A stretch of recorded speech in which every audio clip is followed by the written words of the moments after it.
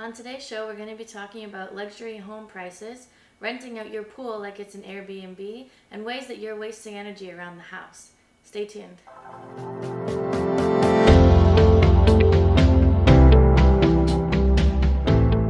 All right, well, let's jump right into it. Why don't you start us off with the first article? All right, my first article is about luxury home prices being on the rise in Toronto and around the GTA. So just to be clear, when we talk about luxury, it's anything that's $1 million plus. Mm-hmm.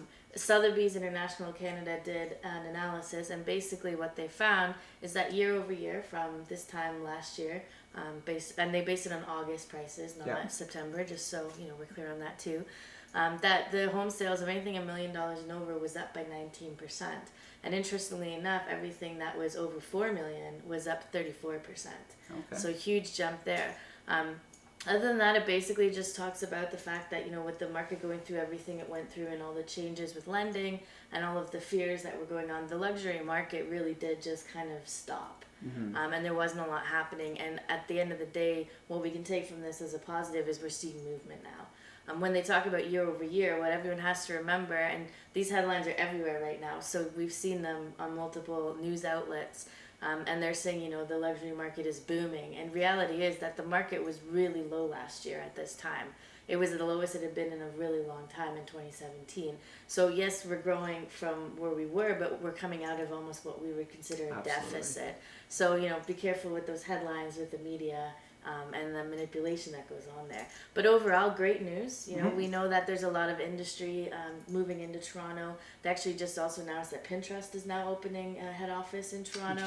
So we've got another, 3,000 jobs coming in again in the tech industry. So we're seeing a lot of investment come back in. And I think this is just an indicator of that, along with the market kind of bouncing back, right? What are your thoughts? Yeah, it's great news. And again, like you said, it's all, you have to pay attention to what we're referencing to. We're referencing to the previous August, and 2017's August was one of the lowest ones. Yeah. And kind of like we talked about earlier in the year, we wouldn't really start to see that year-over-year growth until this section of the year, because we peaked so early in 2017 that 2018 was, no matter what, we were going to show a year-over-year loss because it was so high there. Yeah. And now we're starting to see that switch over because 2017, the second half really dropped off. Yeah, the only thing that really stood out to me that kind of I went, was the over 4 million. To see the growth there be such a large growth. But in my opinion, at least a big part of that is that I think there's just more money coming into Toronto. Mm-hmm. It is getting more expensive. It is getting more luxurious. It is a bit richer than it was. And maybe that's just starting to reflect here as well in the market, absolutely. Right? Because usually that market tends to be slower right, in the GTA. So, all right. Cool. Thought it was interesting. Yeah. Perfect. Well, I'll jump into the next one, and it's been going around the news a little bit today, but Richmond Hill has topped the most unaffordable housing markets in Ontario. And so this actually comes from a report done by Zoocasa, where essentially they looked at the average home price versus the average income for an area that they got from StatsCan, and they looked at 28 different markets in Ontario and comprised a list, and Richmond Hill topped it. So what's important to note is when they're looking at housing prices, they're looking across all home types, so they're looking at detached, condos, townhomes, everything. Right. And what's important to note about that is because you would assume that maybe Toronto would be at the top of this list. That's right? What I would have thought, yeah. Exactly. Well, Toronto's average price is actually lower than Richmond Hill's average price because they're including all the condos and the wide variety of housing that they have in Toronto. That makes whereas sense. Richmond Hill is mostly detached home pricing. Right. So that's what's really driving the average price there. And if you compare to, obviously, Richmond Hill's average detached house price versus Toronto's average detached house price, it'd be a little bit different. Right. Yeah. But anyways, they did that list, and of the 28, there was I believe it was 9 where the average income wasn't enough for the average home price when they looked at getting the mortgage on it. So the numbers that they used were 20% down at 3.14% mortgage rate over 30 years. Okay. And so for Richmond Hill, for example, the average price was $999,000, the average income was $88,000, and the average income required for that house was $136,000. Wow. So we're running a gap there. So of those 9, we also looked at Richmond Hill topping the list, Toronto coming in second, then Vaughan, Markham, Oakville, Burlington, Mississauga, Brampton, and Newmarket. And to be honest, not a surprise for me. I mean, we're looking at some kind of like the prime corridor for housing and people with jobs and stuff like that. So it makes sense that would be the most expensive areas. What did surprise me though is when you look at average income from StatsCan, that the top 4, and all 4 of these are on average over 100,000 for household income. Oakville number 1, not too surprising. Yeah. Then Milton coming in second. Did not see that coming. Vaughan coming in third. Okay. I'd imagine they'd be up there anyway. Yeah. And Whitby coming in fourth. Whitby. Yeah. Wow, interesting. Yeah, so I thought that was very interesting. Huh. Anyways, I don't know, any hot takes on this? I mean, no, not really. I'm a little surprised. I will say that Richmond Hill is kind of topping the list, but you make the good point that when we include condos, obviously just the sheer volume of Toronto condos is going to skew that number. Absolutely. I would love to see where they go detached home to detached home, or semi to semi, or townhouse to townhouse, to see what that would look like. It would be really interesting. Other than that, you know, I'm not surprised by it. I think it goes back to that conversation of affordability. You know, we've talked about this a couple of times, and it's going to keep coming up until we balance out a bit more in regard to income and home prices. But I think it's just always going to be an issue for us. I'm surprised Burlington made that list. That is the one thing that stood out to me. And it's nothing against Burlington. Yeah. I just personally didn't realize that it was quite that expensive compared to the income. Well, it's also, that's it. It's looking at the average income that they have based on StatsCan. So yeah, just something that I wouldn't know. And obviously, you know, Whitby and Milton. I mean, I know Milton is growing like crazy. It's a really popular spot, and I think it's going to continue to really boom. And just again, you don't think of it first when you think of all the places in and around the GTA. Yeah. Right? Yeah. Well, Milton specifically being there with the high income, that's crazy. Yeah. Anyways, why don't you jump into the next one there? Yeah, sure. So my next one is interesting. It's a new and creative way to make money by using your home. If you don't want to rent out your house, you can now rent out your pool.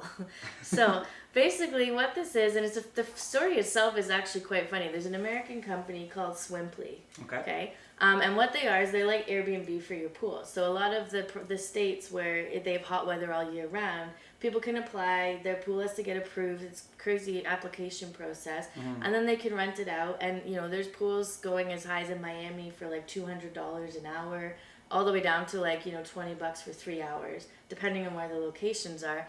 But what happened was there was a reporter, on-air guy, what would you call that for people on the air, a DJ or right? Yeah. Anyway, sorry. Wow. They were talking and made the error of stating that this company now existed in Canada. And the company got a slew of applications of Canadians wanting to put their pool on this company, so they expanded into Canada. So they came in about a month ago. It's swimply.com, I believe is the website. And what you can do is go there if you want to rent out a pool, or if you want to rent your pool out, and you can go through the application process, get approved, and then you can basically rent out your pool as often or as little as you like, exactly like Airbnb, and you get paid for it. So, and so are they up and running in Canada They are right up now? and running. There's one pool currently approved. There are 8 others in the process of being approved. You gotta remember, it's only been here for about a month, so they kind of jumped on the opportunity when they started seeing that there was, you know, interest in it.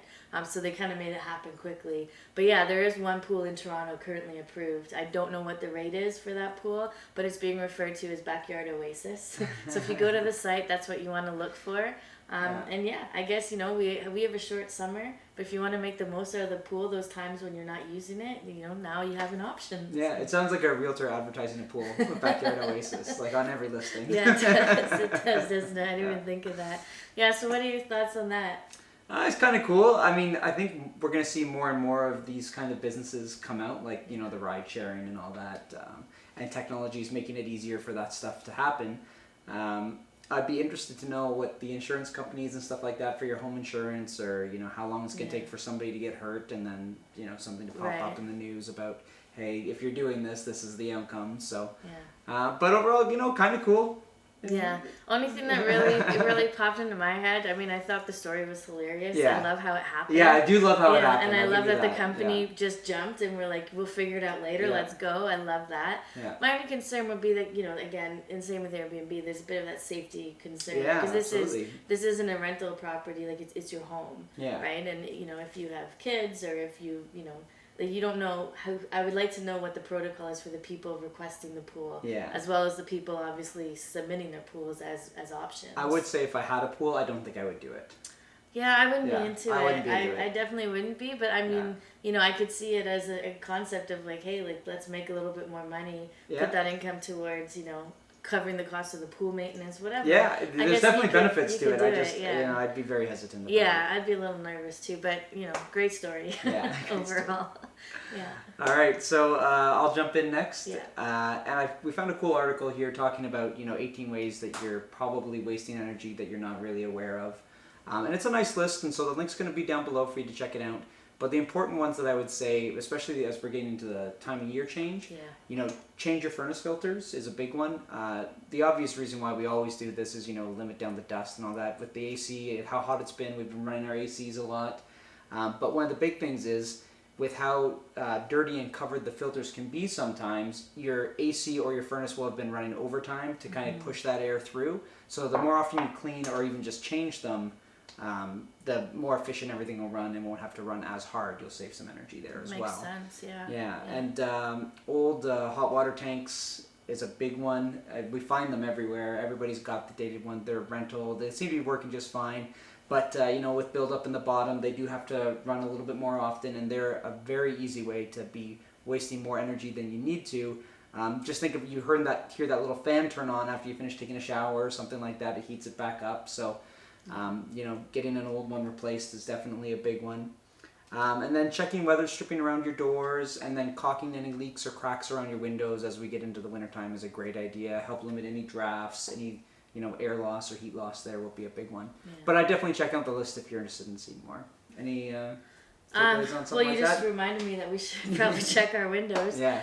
But no, other than that, I think it's one of those things that if you can get organized about it and kind of have like a checklist for your different seasons that you can keep on top of in regard to, you know, what you should be making sure is good for each weather change, because our weather changes are so drastic. Absolutely. That I think you can save yourself a fair amount of money pretty easily. So I'm sure there's tons of stuff online. I know Pinterest has all these sorts of things on there. We have some checklists as well, and maybe we'll put a link in the thing where you can download one of them for you. Yeah, that's not a bad idea. But other than that, I mean, I think it's just a great reminder that we have to stay on top of this stuff, and really, like, I know we don't always.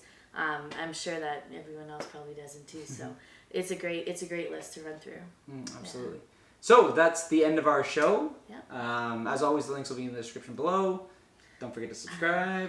Don't forget to subscribe, and we'll be posting a new video every Tuesday and Thursday. So, you know, just keep on watching and let us know if you have any feedback or comments. We love to hear from you guys. And thanks for watching.